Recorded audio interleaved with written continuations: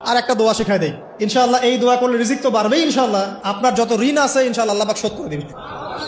বিশ্বাস করলেন না?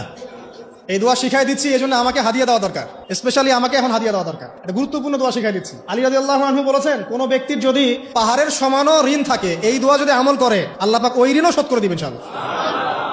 ঋণ কেমন জানেন? ওই যে এখন মানুষ ঋণ নিচ্ছে 1 কোটি টাকা ব্যাংক থেকে, 2 কোটি টাকা ব্যাংক থেকে, হ্যাঁ, কত বছর, 10 বছরের জন্য, 20 বছরের জন্য বাড়ি করছে, তাই না?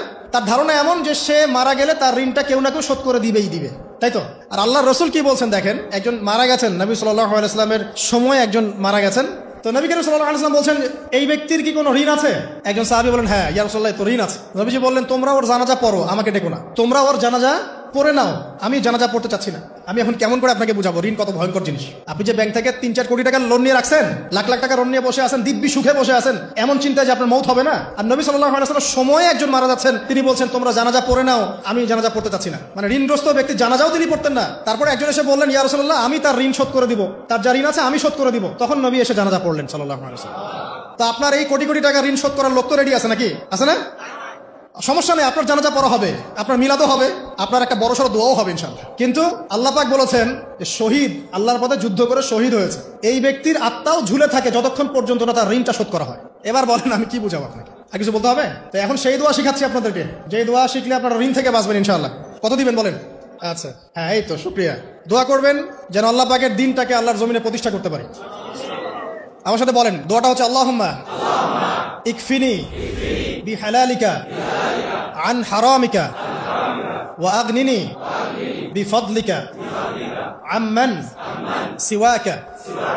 এই দোয়াটা ছোট না, এটা মুখস্থ করবেন, সেজদায় পড়বেন, নামাজের সেজদায় পড়বেন, আত্তাহিয়াতু দরুদ শেষ তারপরে পড়বেন, নামাজ শেষে হাত তুলে করবেন, যখন তখন শেষ রাতটা করবেন, ইনশাআল্লাহ দেখবেন আপনার ঋণ বলতে কিছু থাকবে না ইনশাআল্লাহ। যদি থাকেও, বড় কোনো ঋণ থাকেও, আল্লাহ পাক অন্য কোনো মাধ্যমে এটা শোধ করার ব্যবস্থা করে দিবেন ইনশাআল্লাহ। ইনশাআল্লাহ লালমনিরহাটের 100 একর জায়গায় যত ধান হয়, এতগুলো ধান যদি আপনার আমল নামায় লেখা থাকে, মানে আপনার আমল নামা তাকদিরে আপনার তাকদিরে যদি লেখা থাকে যে আপনি 100 একর জমির ধান খাবেন তারপর মরবেন, আছে না লেখা? একটা দানা কম বেশি হবে?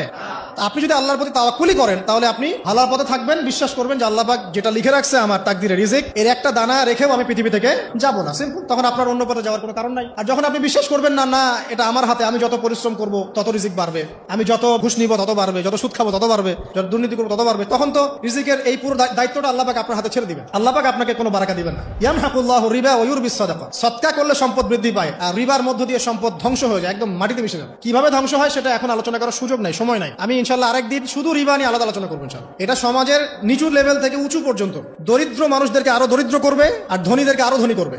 সম্পদ এক শ্রেণীর মানুষের হাতে গিয়ে জমা হয়ে যাবে, সবার হাতে সম্পদ এভাবে সার্কুলেট করতে থাকবে না। আর যখন আপনি জাকাত ভিত্তিক অর্থনীতি চালু করবেন, সদকা করবেন, হালালে থাকবেন, ব্যবসা করবেন, তখন সম্পদ এক হাত থেকে আরেক হাতে ঘুরতে থাকবে। এটা এমনি বুঝবেন না, ইনশাআল্লাহ আরেকদিন বুঝাবো। আসেন, যে দারিদ্রতা দূর করতে চান, সচ্ছলতা চান, কয়েকটা কাজ করেন। এই যে বললাম, 1 নাম্বার সূরাতুল ওয়াকিয়া তেলাওয়াত করেন, 5 ওয়াক্ত নামাজ জামাতে পড়েন, ডেইলি কিছু সময়ের জন্য কোরআন তেলাওয়াত করেন, আর আল্লাহর কাছে রিজিক চান, জিকির বেশি বাড়ায় দেন। পারবেন না ইনশাআল্লাহ?